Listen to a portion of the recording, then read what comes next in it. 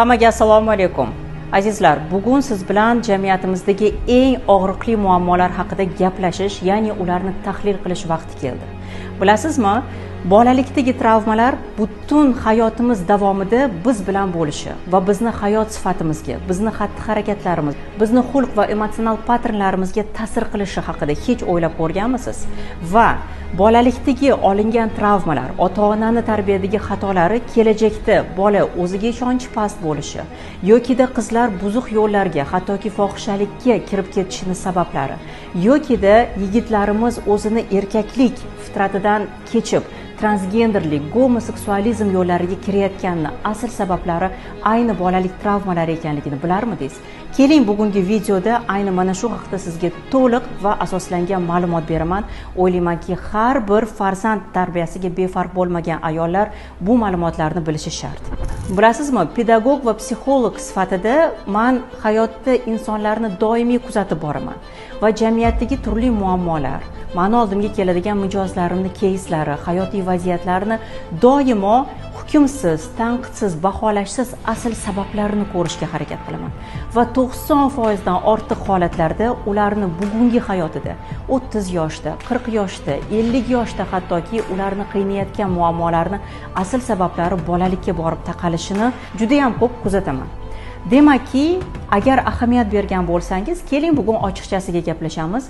Jamiyatimizda bir-birini ko'ra olmaydigan, bir-biriga hasad qiladigan, bir-birini qovlaydigan insonlar juda ham ko'p. Boshqa jamiyatlarda, ilg'or davlatlarda ilm-fan rivojlanyapti, qandaydir ochilishlar qilinyapti, ixtirolar qilinyapti va bizda ham aslida bu potensial bor. Lekin negadir o'zbek xalqi ayni munosabatlar, shaxslar aro munosabatlar, hali hanuz kelin va qaynona munosabatlari, xiyonat mavzusi, hasad mavzusi, ikkinchi xotinlik va hokazolar bilan o'ralashib qolganini siz ham his qilyapsizmi? Va bularning asl sababi ayni bolalikda mehr yetishmovchiligi, ya'ni mehr tanqisligi. Ota-ona bizga Alloh tomonidan berilgan farzandlarni, omonat sifatida berilgan farzandlarga biz Allohning mehrini yetkazib berishga qiynalamiz. Nega? Chunki o'zimizning ilmsizligimiz sababli, hayotiy muammolarimiz sababli. Bilasizmi?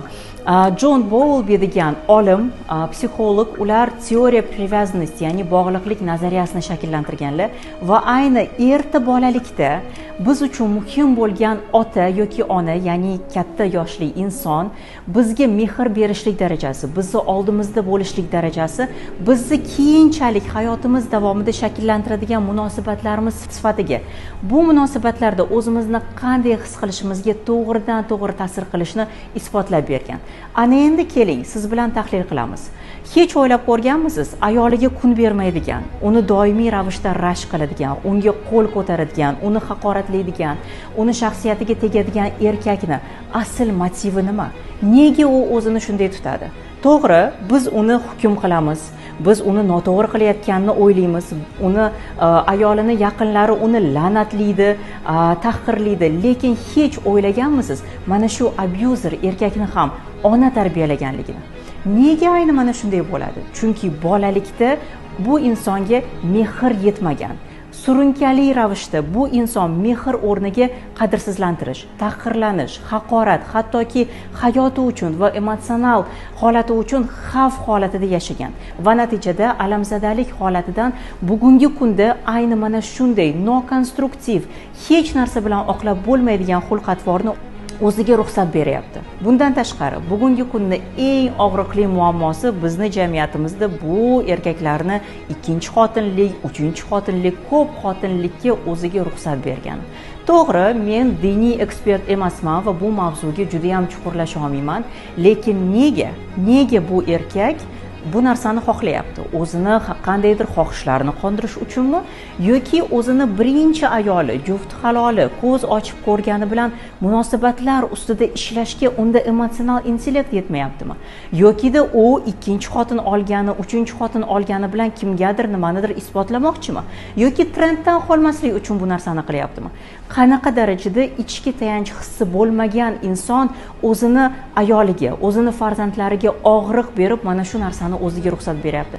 Va eng achinarlisi, juda ham ko'p ayollar, hattoki turmushga chiqmagan qizlar yoki ajrashgan ayollar ikkinchi xotin, uchinchi xotin bo'lishga o'ziga ruxsat berayotganini gapirmasa ham bo'ladi. Bu narsani agar men mutaxassis bo'lmaganimda juda ham kuchli qoralar edim. Lekin bilingki, meni oldimga ham bunday mijozlar keladi. Hattoki fohishalik yo'liga kirgan insonlar yoki yoshlik vaqti buzilib ketayotgan qizlar bilan nega, nima sababdan desam, bilasizmi? Menga bolalikda mehr yetmagan.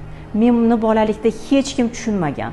Ota-onam doimiy ravishda kelishmovchilikda, bir-biri bilan nafratda, alamzadalikda yashashgan. Meni hech kim eshitmagan va natijada o'sha mehrni men ko'chadan qidirganman deyshadi. Bir necha oy avval Instagramimga bir reels joyladim. Ya'ni tarbiya jarayonida nafaqat ayollar, balki erkaklarni ham ishtirokini kuchaytirish uchun biz o'sha buzuq yo'llarga kirayotgan qizlarni nafaqat onada mas'uliyat bor ekanligini, balki erkaklar ham o'zingizga savol bering. Qizingizga mehr beryapsizmi degan reelsim 1 milliondan oshiq prosmotr oldi. Nega? Chunki ayni o'smir qizlar, ha, meni hayotimda ham shunday bo'lgan. Ha, qaniydi shu narsani ota-onam tushunsa edi degan izohlarni qoldirishni boshladi. Bu achchiq haqiqat. Faqatgina bir insonni, faqatgina o'sha noto'g'ri yo'lga kirgan yoshlarni biz ayblolmaymiz. Doimiy ravishda biz ota-ona sifatida farzandlarimizni tarbiyasida, ular bilan munosabatda nima qilyapmiz, qanday kamchiliklar bor, nimalarni hisobga olmayapmiz, qayerda bizga kuch yetmayapti, qayerda mehr bera olmayapmiz, qayerda e'tibor bera olmayapmiz va nimaga bera olmayotganmiz va bu narsa qanday natijalarga olib borishni biz doimiy ravishda o'ylashimiz kerak. Bilasizmi, o'ziga tayana oladigan, o'zini qadrlaydigan inson hech qachon boshqalarni fikri bilan yashamaydi. Hech qachon boshqalarni wow deyishi uchun ikkinchi xotin, uchinchi xotin olmaydi. Yokida jazman bo'lib bo'lsa ham brilliantlar yoki qandaydir gullarni Instagramda joylash uchungina kimnidir oilasini buzmaydi. Nima sababdan bizni insonlar mana shu narsani o'ziga ruxsat beryapti? Chunki мировое сообщество, ya'ni dunyo hamjamiyatini oldida ham bu juda ham achinarli. Bizni ajdodlarimiz bunday hayotda yashamagan. Bizni ajdodlarimiz juda ham mard, jasur va ular o'zini hurmat qiladigan, o'zini qadrlaydigan insonlar bo'lgan. Nega bugungi kunda o'zbek xalqida mana shunday muammolar bor? Chunki Sovet davrida va undan keyingi pereстановка davrlarida juda ko'p insonlar, otalar ham, onalar ham, ya'ni asosan o'sha ishlash, pul topish yokida o'zini munosabatlarini tiklash bilan ovora bo'ldi va natijada farzandiga mehr bermadi. Bundan tashqari ham albatta juda ham ko'p sabablar bor. Bugun sizlar bilan jamiyatimizdagi eng og'riqli muammolarni asl sabablarini ko'rib chiqamiz va yechimlarni esa 13, 14, 15 may kunlari bo'lib o'tadigan master-klassda albatta sizga taqdim etaman va mana shu videoni albatta siz master-klassga qatnashishdan avval sizni tayyorlash uchun, sizda nafaqat o'sha kun qandaydir bir shok holatida bo'lishingiz, balki darslardan, master-klasslardan maksimal darajada foyda olib chiqishingiz uchun mana shu videoni tayyorlayapmiz. O'ylaymanki, siz ham bu narsani yuqori baholaysiz va asl mohiyatini tushunib yetasiz. Davom etamiz. Demakki, bugungi kunda yana bitta juda ham og'riqli muammo bor. Bu ham bo'lsa yigitlarimizni noto'g'ri yo'lga kirayotgani, ya'ni nosog'lom tendensiyalar, transgender, gomoseksualizm yo'llariga kirayotgani. Buni asl sababi esa aytsam, balki ishonasiz, balki yo'q, ayni bolalikda nosog'lom muhitni ta'siri bo'ladi. Yokida otasi bilan shunaqa darajada o'rtada munosabatlar nosog'lomki, otasidan nafratlanadi, otasidan qo'rqadi, yokida uni ayblaydi. Nega? Chunki ota onaga doimiy ravishda hissiy va jismoniy bosim o'tkazib kelgan. Mana shu ssenani, mana shu sahnani kuzatib ulg'aygan farzand, o'g'il farzand. Demakki, men mana shunday erkak bo'lishni xohlamayman. Erkak bilan ayolning munosabatlari mana shumi? Demakki, men bunday munosabatlarni xohlamayman. Deya o'sha nosog'lom, bizni tabiatimizga xos bo'lmagan, islomda ham, psixologiyadan tahqirlanadigan tendensiyalarga kirib ketishyapti. Ya'ni o'zidagi erkaklikni rad etyapti. Tasavvur qilyapsizmi, bu qanaqa darajada ota-onalar uchun fojia? Lekin bu holatda ham voy turqing qursin, shunaqa yo'l, men seni shunaqa tarbiya qilganmidim demasdan o'zingizga savol bering. Farzandingizga mehr berganmidingiz? Otasi bu bola bilan qancha vaqt o'tkazdi? qanchalik unda erkaklik jihatlarini shakllantirishga ahamiyat berdi, yoki u faqatgina doimiy ravishda ezilgan ona va opa-singillari ichida ulg'aydimi? Bu savolga o'z vaqtida javob bersangiz, o'ylaymanki, kelajakda juda ham ko'p xatolardan va mana shunday xunuk vaziyatlardan o'zingizni asragan bo'lasiz. Endi keling, yana bir juda ham ko'p ota-onalar uchun dolzarb bo'lgan mavzu, ya'ni hamma ota-onalar uchun desam ham bo'ladi. Har birimiz farzandli bo'lar ekanmiz, farzandimizni kelajakda baxtli, boy, muvaffaqiyatli, boshqa insonlarni o'z orqasidan ergashtira oladigan lider bo'lishni xohlaymiz. Qiz bola bo'ladimi bu, o'g'il bola bo'ladimi? Lekin nega juda ham ko'p insonlar aqliga, ta'lim olish darajasiga, boshqa bir qandaydir faktorlarga qaramasdan lider bo'la olmaydi? Nega qandaydir ikkinchi sort, uchinchi sortli rollarni o'ynashga o'ziga ruxsat beradi va faqatgina qo'l bilan sanash mumkin bo'lgan darajada jamiyatimizda liderlar shakllanadi? Nega degan savolga esa ayni o'zimizni bolalarga berayotgan tarbiyadan javobini qidirishimiz kerak. Chunki biz bu bolalarni qanchalik shaxs sifatida hurmat qildik, qanchalik uni tabiatiga, temperamentiga mos bo'lgan holatda u bilan munosabat o'rnatdik, qanchalik unga to'g'ri keladigan tarbiya metodikalarini tanladik, qanchalik unga aytayotgan gaplarimizni o'ylab gapirdik yokida qanchalik uni hissiyotlarini qabul qildik va qadrladik. Bu savollarni o'zingizga bersangiz, o'ylaymanki, juda ham ko'p holatlarda afsuski, menda ham bu yerda ahvol chatoq degan javobni berasiz. Albatta, haqiqatni biz tan olishimiz kerak va bu vaziyatni qanchalik siz o'zingizda ertaroq to'g'irlasangiz, shunchalik yaxshi. Demakki, shu vaqtgacha siz tarbiyada qilayotgan xatolaringizni to'g'ri tahlil qilishingiz va tarbiyadagi ilmni vaqtida olishingiz va farzandingiz tarbiyasiga to'g'ri yondashishni boshlashingiz uni kelajakda qanday darajada yashashi, hayotda qanday martabaga erishi, lider bo'ladimi yoki oylikdan oylikkacha yashaydimi, boshqalarning orzulariga erishib yashayotganini alam bilan kuzatadimi yoki har kuni o'z orzulari tomon, o'z maqsadlari tomon ishonch bilan harakatlanadimi? Bularning barchasi albatta sizni bugun berayotgan tarbiyangizga va sizni qarorlaringizga bog'liq. Albatta bu yo'nalishda sizga maksimal darajada yordam beraman. Ayni shu uchun ham biz 13-14-15 may kunlari master-klass tashkillashtirdik va o'ylaymanki, bu master-klasslarni o'tkazib yubormasdan har kun faol qatnashadigan bo'lsangiz, sizni hech kim bezovta qilmaydigan bo'lsa va har bir tahlilda, har bir vaziyatda siz maksimal darajada bilim va insaytlar bilan chiqadigan bo'lsangiz, bu sizni tarbiyaga bo'lgan munosabatingizni 180 gradusga o'zgartiradi.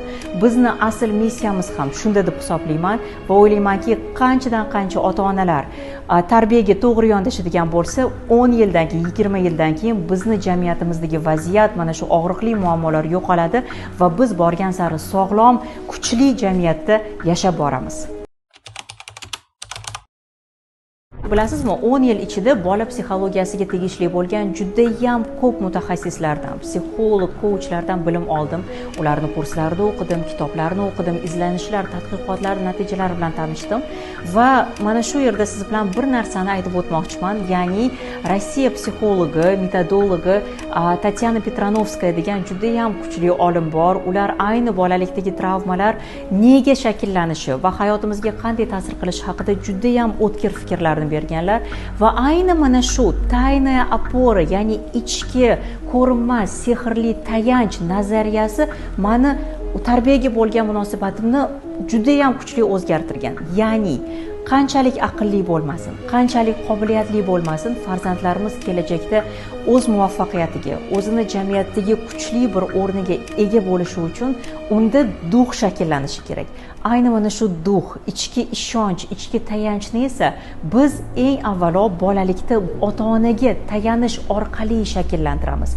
Oleg Godetskiy ham bu haqida gapirib o'tgan, ya'ni ularda qadriyatlarga asoslangan psixologiyani asoschisi bo'lganliklari uchun, ya'ni Allohni mehr muhabbatini biz farzandlarimizga yetkazib bera oladigan, o'zimizni bolamiz emas, Allohni bizga omonat qilib topshirilgan bandasi sifatida qarab, ayni mana shu bandasiga yetkaziladigan cheksiz mehr muhabbatni agar biz to'g'ri farzandimizga yetkazadigan bo'lsak, u Allohga tayanishni va o'ziga tayanishni biladi va bunday farzandni kelajakda hech qanday to'siqlar, hech qanday qiyinchiliklar to'xtata olmaydi degan fikrlarni olg'a surganlar.